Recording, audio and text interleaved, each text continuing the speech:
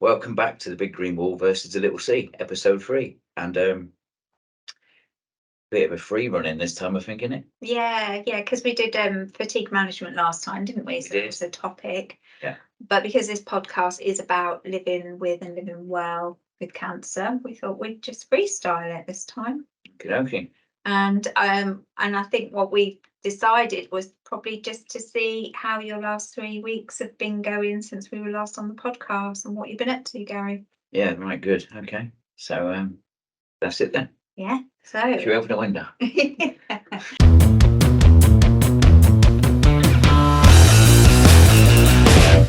So first of all, I think before we do anything, for everybody that is following us, thank you so much, because we've had lots and lots of responses, and there's been some really nice some nice comments made. So thank you for the people that are following us and supporting us. And we haven't mentioned once about sharing. If you could share what we subscribe to us, please. Share it and pass on to friends and family. That would be absolutely great. So thank you for the support of those of you that are watching. Well, and thank you for your continued support. Don't the young ones say like and subscribe and press the bell? Something that'll ding it. I went to the Armed Forces weekend, having spoke to you last time, and it was a really good day, to be fair. So it was down at Lowestoft. The Armed Forces Day is generally it's across. In fact, it's global. It's worldwide, and it's not only it's for all the services. So it's not only for the armed forces, but it's all the services.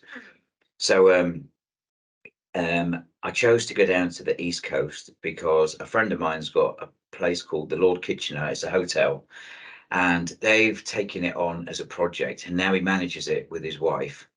And basically they've been it's where all the services personnel can go, ex-vets and friends and family, and he's literally done it so it's for disabled people now as well, with a disabled ramp, and then it's got a lift in it. So I chose to go down and fundraise to help with, they need new windows, and there is a listed building, I think I'm right in saying, and each window is something like £1,500 per window, and there's 15 sets of windows. So I went down to Lowestoft and thought I'd come up with this great little campaign to raise money for him, to fundraise. So I set up my own little podcast before I went down there. It's called Combating Cancer the G Way. And with it, I've got the Mandalorian, and I've got the Baby G. I've taken the Baby G down with me, and he was kidnapped on stage when I was up there with Colin Thackeray, who's the X Factor winner. Hello, Colin, if you're watching, I know you are because you said you would be. And he was in his red tunic and he just done his singing and bits and bobs. So I was on talking to him. He got kidnapped by the Predator, who is my friend Ash, dressed up as he's 6'11" in a small sized Predator's outfit, so you can only imagine. It took 2 of us to get him dressed, and so literally he then kidnapped the Baby G. So the concept was that I asked for a ransom to get the Baby G back, and it just happens that the Box Fizz, it was Cheryl that got me back up on stage and says, right, how are we going to raise the money, Gary? And then that's how it came. So to be fair, that is now what I do in my spare time. So I've got this little podcast going, raising money and awareness for armed forces and vets and sufferers. So hello to everybody. I know that you watch, because a lot of you have turned around and said that you enjoy the podcast, the Macmillan. So hello to everyone that's supporting us from the armed forces. So that was the Armed Forces Day. That was quite draining, because I was up at 4 o'clock on the Saturday morning. My intention was to go and do a car boot sale at Kensington down the road to get a bit of money for myself on the Sunday morning. So I set a little stall up, and while I was there, I was just doing my own, selling my bits and bobs just to get some pocket money. Met some interesting people, and then I drove back, and then I had a couple of days off, because it really did. I did too much, and I know I'd done too much, and I know I was going to get told off for doing too much. But all in all, it was worth it. It was definitely worth it. But I'd have to go down there with somebody in the future, because it was just a bit too much. I know you'd planned the journey down because was it 2.5 hours you were travelling? Yeah, 2.5, nearly 3 hours. But you'd had to plan ahead to make sure you could do it comfortably. Yeah, and I chose to leave. I think I left at about 10. In fact, I did leave at 10 o'clock. Driving from Corby down you go for a place called Thetford Chase. I remember as a kid, it's got a big monument there, and I knew it was almost like a halfway point. So I aimed to get to Thetford Chase so I could get out and have a bit of a stretch, and then had a little bit of lunch and took my tablets.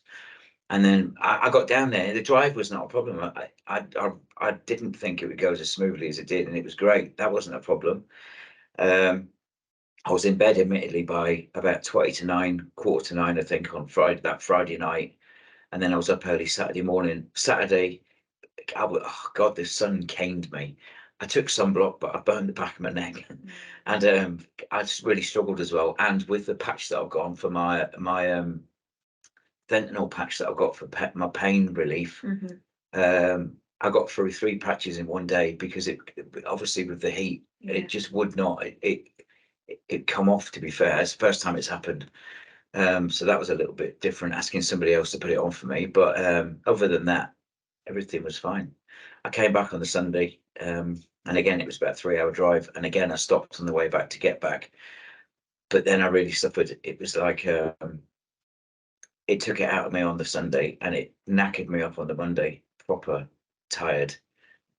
And you don't realize. And again, it's that what we spoke about last time. It was the invisible pain that got me. And then the first person that I saw turned around and says, "Oh, you look tired." And I knew then. I knew straight away that I'd beasted myself, to be fair. But it's worth it. It was great. There were so many nice people down there, and again, it was doing something that I like doing. It was helping other people, and it was getting us out there, spreading awareness with with the obviously other cancer sufferers, and some of the stories that some of you shared with me. Wow, there's some really nice stories out there of people that are now in remission. It is remission, isn't it?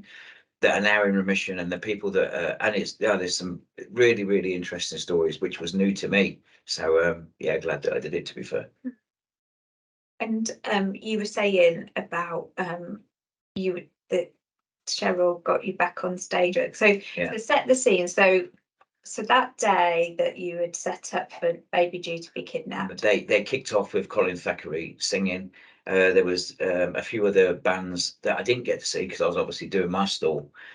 And then Box Fizz, the Fizz come along, and they were they won the Eurovision Song Contest. For those of you who are watching, they remember them. And there's only 3 of them now. They call themselves the Fizz. But what she did, I actually met them backstage before I went up, but they didn't have a clue. They didn't have a clue who I was. I wasn't there to obviously say that I had cancer. They didn't know I was there. I was just literally behind stage with Ash, ready to go up and do my little bit with Colin. Colin had said, "Right, why are we here?" And it was Box Fizz that then, or Cheryl heard me then say about cancer. And then when she was performing, then she says, "Right, where is he? Where's Gary? Where's that bloke that was up on the stage? Let's get him up." And then she pulled me up on the stage, and it was then they carried on performing once she said the bit. So it was nice for me because it was a surprise. I think it surprised everybody. So did you whip your skirt off? And well, I actually did. Yeah, I had a mankini on. No, I didn't. So she raised the profile of what you were doing with regards to the kidnapping of Baby G and the ransom all to raise money. Yeah. So that's good. And she's carried on. She's following. Yeah, she followed me on Facebook, which was nice, and the manager as well. The group manager, he's obviously followed me, and literally there's a little clip that I've done with Box Fizz on it, and they've gone on and made comments about it on Facebook, which is really good. So the videos are there. The video is on. There was actually someone captured it from the audience and then joined me on Facebook and sent the video over. So there's lots of bits where you see Cheryl and me and bits and bobs going on, and it's good. No, it was all really good. Sounds like a good weekend and a busy one as well. Yeah. What did you do on Saturday? Because I know you were saying you might have to have an early night in preparation for Sunday. Yeah, that's right. So my plan was to go to Kensington car boot sale on the Sunday, but then I found out as a seller you've got to be there for 6 o'clock in the morning. And whoa! And I'd already been up really early on the Saturday.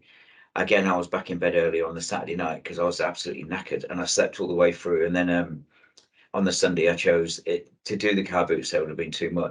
But it shows, doesn't it, that sometimes you just do have to adapt to your Definitely your just plans. do it. Yeah, going back to the planning, I think it's so important that we plan everything that we do. I mean, even like coming over here today, I had to plan to be here today, knowing that it's a 45-minute journey. But again, my meds are at 8 o'clock in the morning, so I think this is this would be worth mentioning. The fact of we haven't really spoke about the medication or pain relief or anything like that, so it might be an idea now, so that I take my meds at 8 o'clock in the morning and at 8 o'clock at night. So I take my chemo tablets at 8 o'clock in the morning with my paracetamols throughout the day, and then my chemo again in the evening at 2000. And but I always take a bit of I do take a bit of a dip when I take my chemo, and I don't know if it's on the side effects or not. But in the morning it's okay because I can sit for 15 or 20 minutes, and so I sort of go in and out of drift. I drift. If I'm looking at my phone, I can guarantee I'll be falling asleep and waking up with all the apps jumping around. If I'm watching telly, I'll fall asleep because I'm dozing watching the telly. So what I do now is I have my meds set on my phone for 8 o'clock. I'll give myself 20 minutes, half an hour, and then I'll go and get a coffee and bring my way. Just that's the start of my day. And it does take a little while to kick in. Some days are better than others. Some days my fingers don't work, and it's almost like a cramp pain for those of you who've got it. You'll sympathise with me when I say that you feel like you've got big fat fingers and the circulation's really quite bad. I have got, for my pain relief, I was on morphine, and it used to stack up. So I was on morphine tablets to begin with, and then they took me off the morphine tablets and put me on to the fentanyl patches, 75 milligrams per hour for 72 hours, and it's pretty much on my shoulder on a flat part, and alternate it around, which are absolutely great and they work. But in the heat, they come off. Obviously, I can't shower because they come off. So this is another thing I haven't spoke about. My cleanliness is all done with hand sanitizers. So I'm quite lucky that I've got a friend of mine that's got me a load of hand and body sanitizers. So I used to be in forces, but I used to strip wash anyway. But basically, all my washing is done with hand sanitizers. In fact, I showed it the last time I was in my bag. That's how I shower. And then when day 3 comes along to have a shower, it's amazing because you can get in and have a good scrub. So yeah. Do you ever put Tegaderm over your patch? Are they the big what? Yeah. Not if I'm on my own. I can't do it on my own. I get all knotted up and I can't do it. And then I generally find if I do that, it pulls the patch off. So it's and then when you lay, but when I lay, I don't lay in bed. I sit. I sleep like this, but with cushions around me, because it's all in my abdomen and my pelvis and my spine. I just can't lie down. I can't lie down. I've not laid down now since August last year, to be fair. So everything's done when I'm asleep. I sleep sitting up.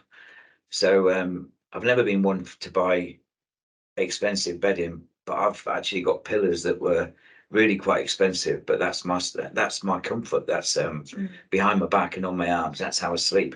So it's almost like a giant, great big comfy armchair. So having the patch on my shoulder, then it tends to stay on. It doesn't sweat or come off in the sleep, but I have had problems with them, and I have had to go back, and they've had to change. I had a really bad problem with I'm not so sure of the name of it, and I'm glad that I forgot it.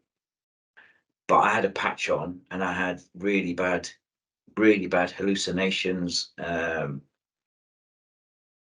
wasn't very well with it. I really quite poor. I didn't think that could physically happen, but yeah, well, it wasn't nice times, and they put it down to the patches. So I've gone back to what I used to have. I have morphine, and I've got them in syringes. If I have an episode, I'll take my morphine. I've tried to wean myself off of morphine. more recently I'm on it again because I've suffered a little bit more than what I have done.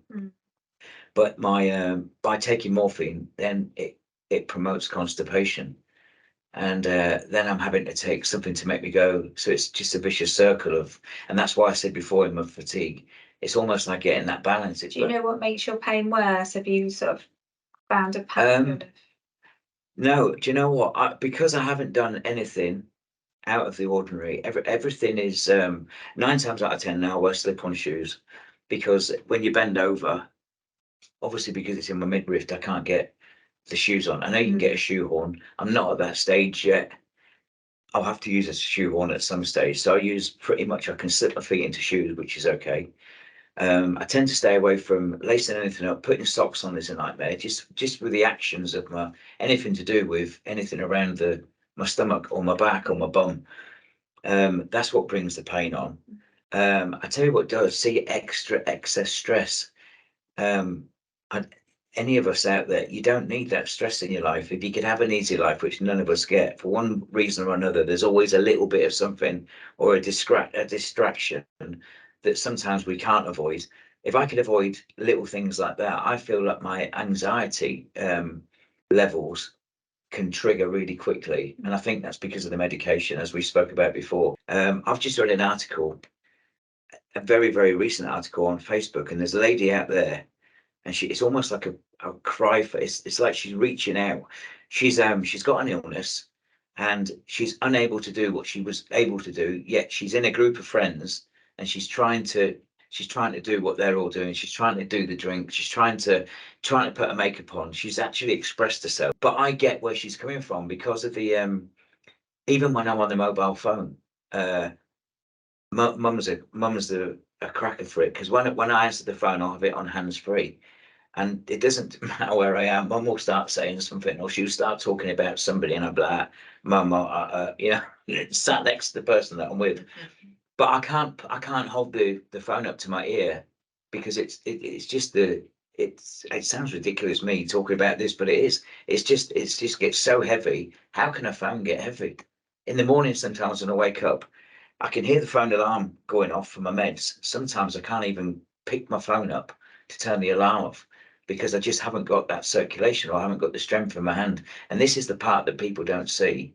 And this is why, another reason why we're doing this is because we are real. But I'm not at the stage where I need care for. I'm not depending on somebody to help me out. I don't want that. The care's there if I want it. The care's there, but I don't want that. I don't want to be that person, not yet. Well, it sounds like you've done a lot of adapting instead, haven't you? And it's a life changer. Yeah, it is a life changer. It is a total life changer. But I'm happy to be here, to be fair. So it's my year. It's almost a year anniversary coming up. The 12th of August is when I was diagnosed, and then it was in September last year when they started giving me the chemo treatment, and that's when they were giving me what they did. And going back to the morphine, I'm sorry, I think I've gone all over the place. My morphine, because it gives you constipation, and then obviously I keep away from carbs and pastries and all of that, because I've never felt anything like it. It makes you sweat, it drains you, it's horrible. And obviously with the meds that have been available to me now, it's almost like they give it to me to increase the liquid in your bowel to I don't quite understand how it works, but it works. It softens things up. But without that, again, I think that is one of the things that really hurts, is when you can't go, when you expect to go, when you've had one of these lives where you eat and drink what you want and you're regular as clockwork, once, twice, 3 times a day, then all of a sudden it's nothing. And then I obviously got bloated. I had all the 8 liters of fluid in my body. And then they took that out of me, and then it was literally, then I had to deal with my other end.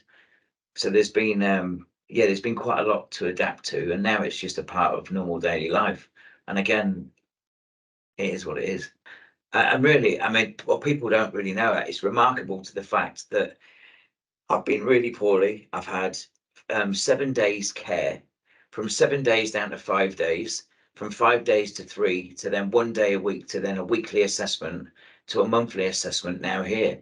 And I still get my telephone assessments. But that's a massive achievement from being from having a board above my head, to be fair. You were poorly at one point, really poorly. Yeah, proper in a mess, proper in a mess, and to be told sort of touch and go whether it be October, but I'm still here. But I mean, it's imminent, it's going to happen, of course it is, but the thing is, though, it's being comfortable up until that point, and if I can be comfortable until it does happen, then I'd rather have the pain relief. I'd rather be comfortable. I'd rather make the best of a bad situation. You know what I mean? Instead of just sitting and wallowing. I don't want to do that. And I'm sorry that it's a mindset that people have got themselves into. And some people just want to sit and they want to watch the telly all day. That's what they do, but that's what they do for their own comfort. But then it's the other people that have to appreciate that if whoever it is, if whoever the poorly person is, if that's what they sit and want to do and they choose to do that, it's nice to have people around you, the loved ones and the nice people. It's still nice to know that people are there for you, but they just haven't got the energy. And I know that they haven't got the energy. I've been down that, crikey. When you think everything's just a buzz or your eyes are fuzzy, there's nothing more you want in your own space. It's just to sit there in your own little peace and quiet with no telly, no music, no nothing.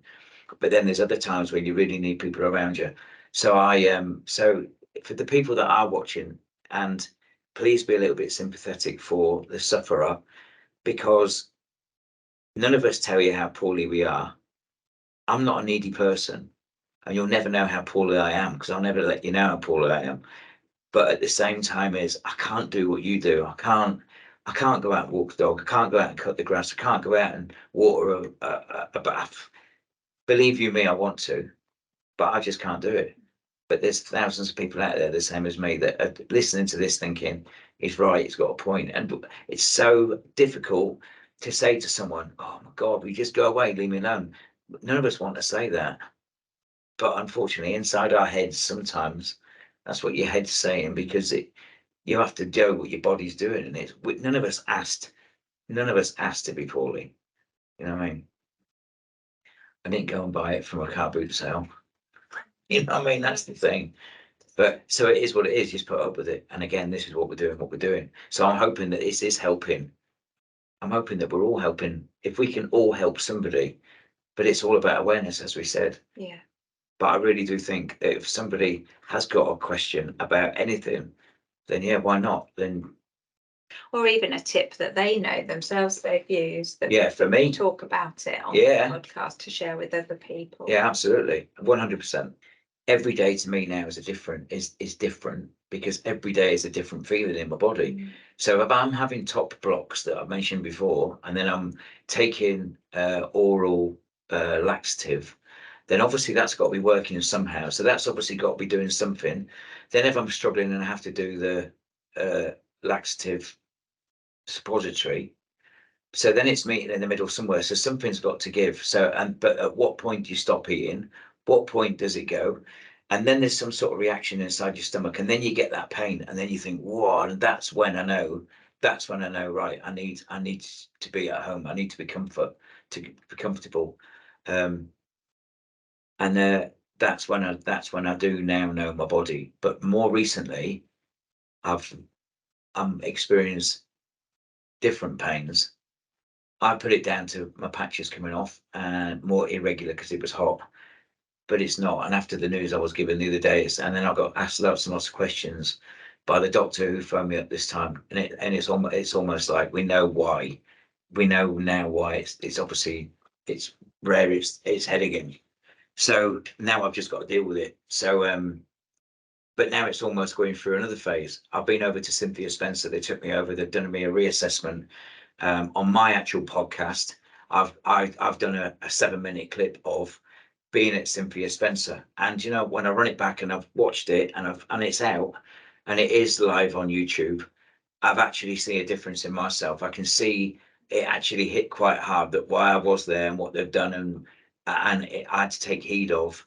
It's a reality check. So obviously I've been reintroduced because it's almost like I'm going into phase 2, or where I'm a year in. You know, I mean, after giving only sort of 3 months, so it's obviously you know, I mean, so it's a little bit of now. there are going to be days where my days are getting shorter, my weeks are getting shorter, and I am getting more bad days than good days, but you wouldn't know that because I wouldn't tell you. I just get on with it. And this is why I'm going back to what I said earlier, is please give a little of, I know that it's hard work to try and understand somebody who is poorly, but I notice it more and I struggle. I mean, I fall asleep when people talk to me and I can feel my head dropping and my eyes going. And it's not because I'm being rude. I'm far from it. I don't want to, but I just can't help it. When it gets you, it gets you, and you can't do nothing about it. And it's almost like a microwave sleeping, and then up you get. I guess that's the thing, isn't it, about if you try and live as normal life as possible and make the adaptations and things, it's not as obvious then to other people how you're feeling. Like you say, you will never know because I'll never tell you and let you. There'll be a stage where I have to. There will be a stage where I'm going to have to say to somebody, right, I'm not ready to give in. I don't want to give in yet. The day I turn around and say, I need help, is the day then I know that it's journey's on its end. I don't want to be, I'm not ready for that yet. I'm not ready for, I had a mobility scooter and I went to the armed forces. I took my scooter with me, which I used. And you know what? I went out on my scooter where I live the other day and a lady came out and she was like that. Oh, look at you, how childish. She's not to know. I haven't bragged that the area that I live in, it's a closed community. There's only 18 to 20 people in there and not everybody knows that I'm poorly. In fact, there's only a handful in there and they've probably kept it confidential. And it's the people that they have said to me, there's a number in case you need help, which I appreciate. But the other people don't know. So this lady to come out and say that, look at you, look like, you know what I mean? Oh, whatever it was with your youth. And I was thinking, oh God, you know what I mean? And I'm like, yeah, because I can't walk. So I've got my scooter. So there's little things like that becoming quite frustrating, but people don't know until they're sort of told. It's that thing about not all disability is visible, and people make assumptions or have a perception when actually you're hiding, or you're, what's the word? Like you say, you don't let people know how poorly you are. Yeah. So I guess there's going to be that perception that, oh, you know, there's Gary and he appears to be getting on with his day and he does this, without any real understanding what you have to do to make that day as it is, kind of thing. That the planning that's involved, and you know, how it affects and takes a toll on your body and all that jazz. It actually shocks people as well. I met with somebody I've not seen since I was at school. So we're looking, I left school 15, 16. So we're talking 30, 40 years ago. Wow, 38 years ago. He hasn't changed. We were in the gang show together. We were Cub Scouts. We've done the shows. He was a good looking little lad and he was gobby. And I was pretty similar. And the roles we used to get were the star roles. And almost like he'd have a good role, I'd have a good role. So there's always a little bit of banter between us as kids. We haven't seen each other since then. Obviously, I've been away and done the forces. He does what he does. And when he came, oh, wow, it's great to see you. Da, da, da, da.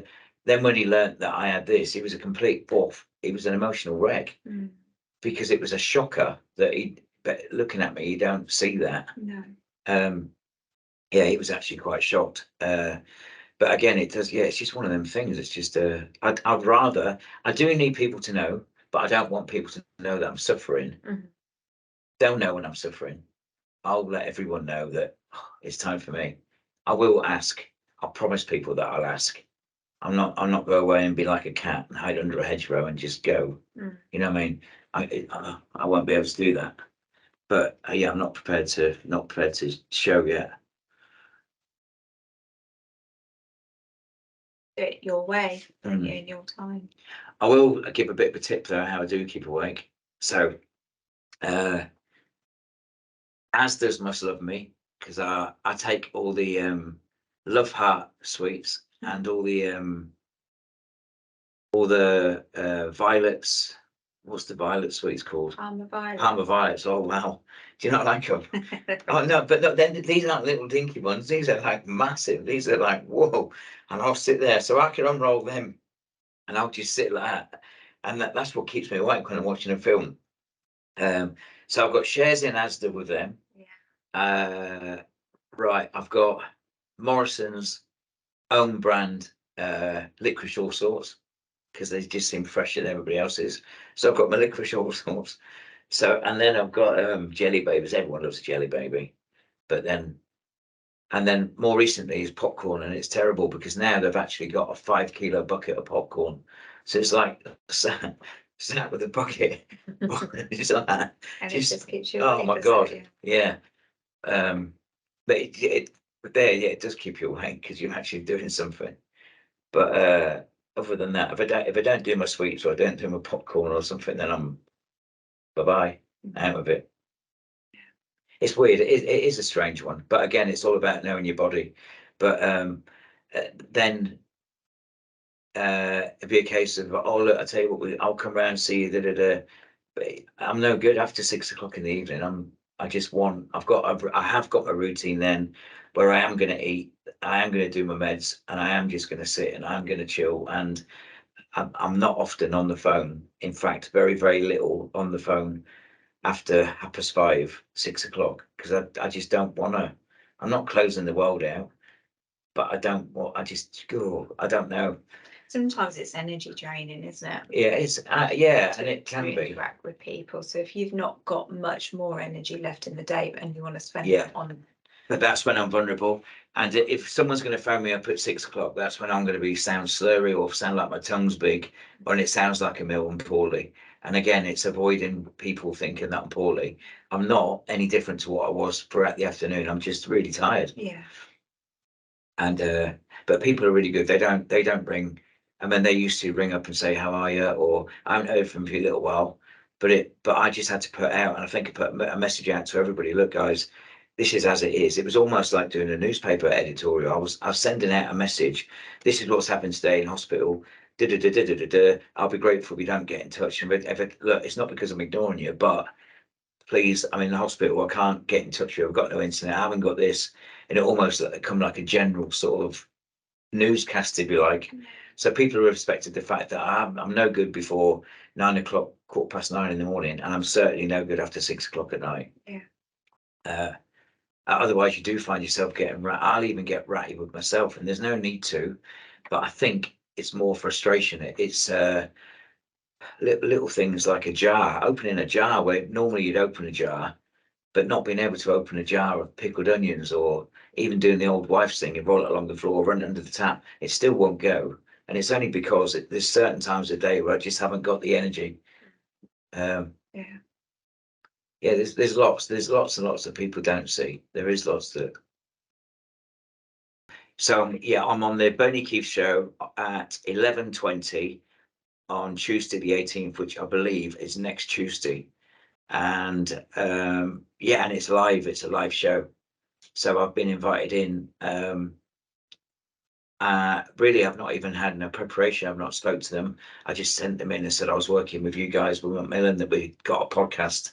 So I've been invited in on the show to give us a little bit of awareness. Yeah, so that more profile. Yeah, so that should be interesting. We'll be listening. We listen to the radio, but it's on in the centre. Yeah, cool. I've never really had a chance to thank you, all Macmillan, so I'm going to personally thank you. So thank you, and thank you for this opportunity, because I do enjoy doing it. And if it helps one person, then we're doing something, which is great. I think it would be a good idea, though, if we could somehow, if anybody wants to get in touch and we could answer questions or help, or you could obviously share your experience and help people, would be brilliant. I'd like to do a plug, please, for next Tuesday for the Bernie show at 11:20. Looking forward to that, and sharing obviously the awareness of Macmillan. And if anybody is interested in having a look at this, is a serious approach, because this is about sharing how I am and how you're looking after me, and how we can help cancer sufferers and families make and bringing people aware of this disease that is there and we can't get rid of yet. But the funny side of it is me on my podcast, and this is me being me on a daily basis, but it's Combating Cancer the G Way. Please go and have a look at it, just for a bit of fun, to be fair. You, Gary, for sharing, because it's really insightful, and like you say, if we help one person, we've made a difference. Yeah, massive. Yeah. Thank you. Until the next time, we'll see you on episode 4.